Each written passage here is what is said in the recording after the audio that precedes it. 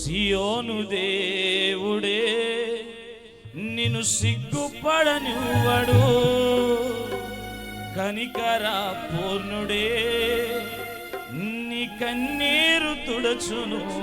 అందరూ స్వరమెత్తి ప్రభుని ఆరాధన చేద్దాం. అందరూ స్తుతిద్దాం ప్రభుని.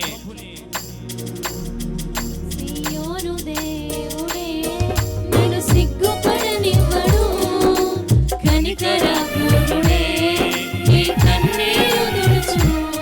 సియోను దేవుడే నిన్ను సిగ్గుపడనివ్వడు, కనికర పూర్ణుడే నీ కన్నీరు తుడచును.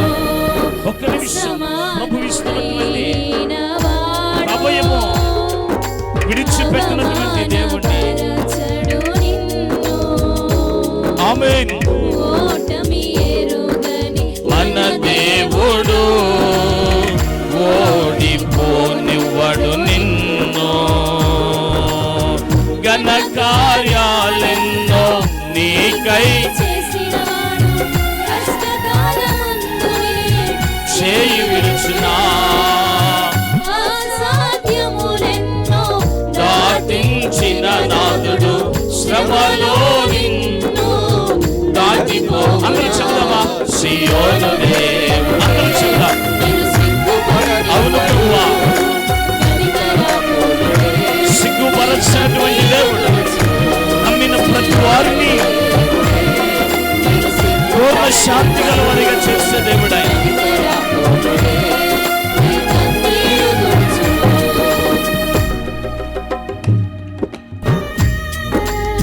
అందరూ చప్పట్లు కొడుతూ ప్రభుని కనపరుద్దాం.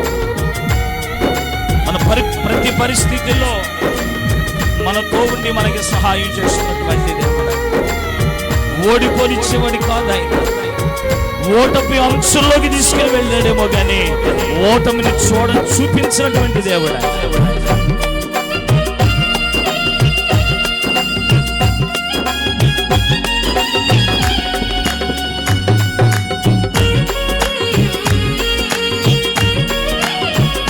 స్తోత్రమయ్యా.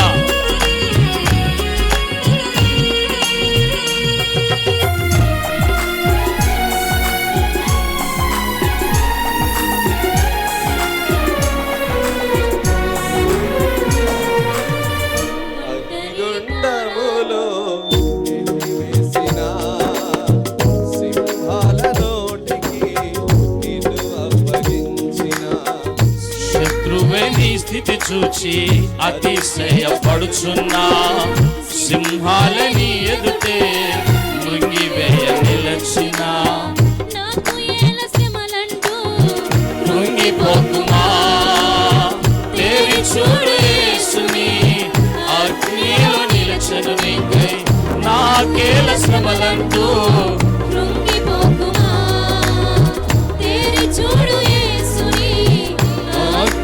నిలచను నీకై శత్రువు చేతికి నిన్ను అప్పగించడు, శత్రువు చేతికి నిన్ను అప్పగించడు.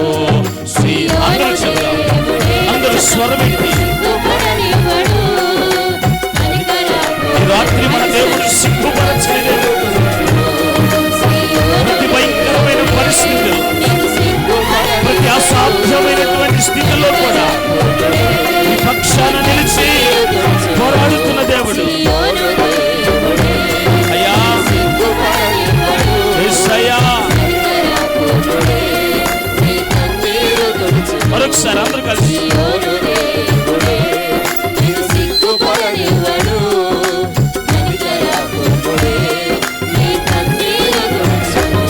సియోను దేవుడే నిన్ను సిగ్గుపడనివ్వడు, కనికర పూర్ణుడే సియోను దేవుడే నిన్ను సిగ్గుపడనివ్వడు, కనికర పూర్ణుడే. అందరూ చెబుదామా? సియోను దేవుడే. అయ్యా నమ్మిన ప్రతి వారిని ఆదరించే దేవుడు ఆయన. వారు ఏ స్థితిలో ఉన్నప్పటికీ కూడా స్తోత్రం. కన్నీరు తుడుచును సియోను దేవుడే,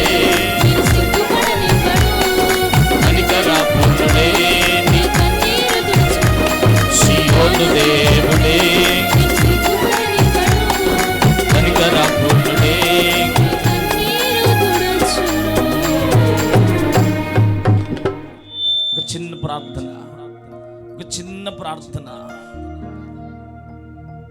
విడిచిపెట్టేవాడు కాదు. ఈ రాత్రి ఆయన ఏ ఆలోచనతో ఈ స్థలములో నిలబడ్డామో తెలీదు, ఏ స్థితిలో వచ్చామో అదే స్థితిలో విడిచిపెట్టేవాడు కాదు ఆయన.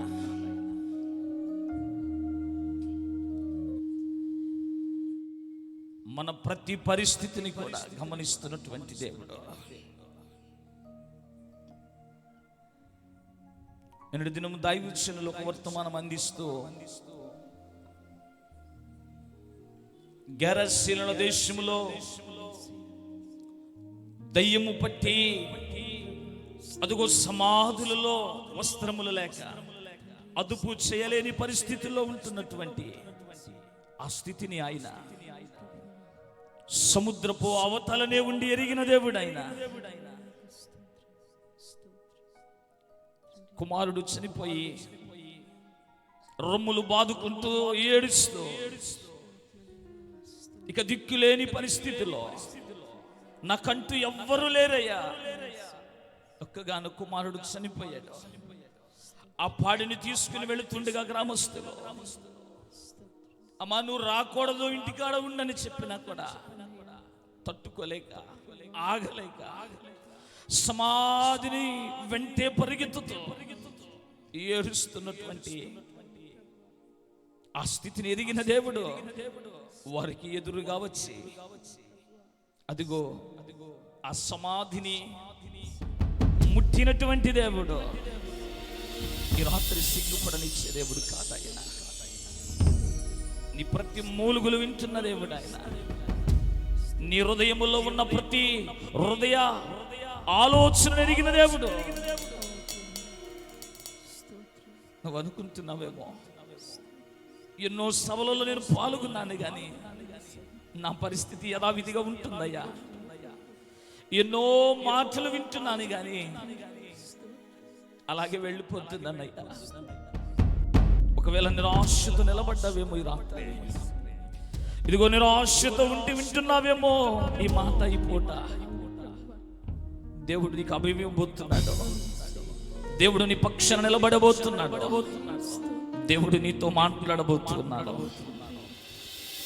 నాతో మాట్లాడయ్యా, ఈ పూట నాతోనే మాట్లాడు ప్రభు అని ప్రతి వారు కూడా ఇదిగో దైవజనులు నిలబడబోతున్నారు. ఓ బలమైనటువంటి అభిషేకముతో, ఓ బలమైన కృపతో దేవుడి రాత్రి ఆవరించుండగా, ఇప్పటికే ప్రభువారు మీ మధ్యలో సంచారము చేస్తూ ఉండగా, ఇప్పటికే ప్రభువారు ఈ స్థలమంతా కొరత స్వాధీనములోకి తీసుకుంటూ ఉండగా ఒక్క మాట చెప్పగలుగుతావా? నాతో మాట్లాడయ్యా, నా పరిస్థితిని మాట్లాడయ్యా. ఎన్నోసార్లు ఒంటరిగా మూలుగుతున్న నా జీవితం, ఎన్నోసార్లు ప్రభు చెప్పుకోలేని పరిస్థితుల్లో, ఎన్నోసార్లు నిట్టూర్పులో, ఎన్నోసార్లు మనోదుఃఖము నా జీవితంలో పెనవేసుకుపోయిందయ్యా. ఈ దాసుడు నిలబడబోతున్నాడు. నా హృదయాన్ని తెరువయ్యా, నాతో నిస్సూటిగా మాట్లాడు ప్రభు. అపోస్తలుడైన పేతురు గారు వాక్యము ప్రకటించిన తోడలో అనేకుల హృదయములోనికి నొచ్చుకొని గుచ్చుకున్నట్లుగా ఈ పూట నీ వాక్యము నా హృదయములోకి చేర్చబడాలి. నా హృదయము దగ్గరికి వచ్చి స్పందింప చేయడానికి సహాయం చేయాలని ఒక చిన్న ప్రార్థన చేద్దామా? అందరూ ఏకీభవిద్దాము. మన మధ్యలో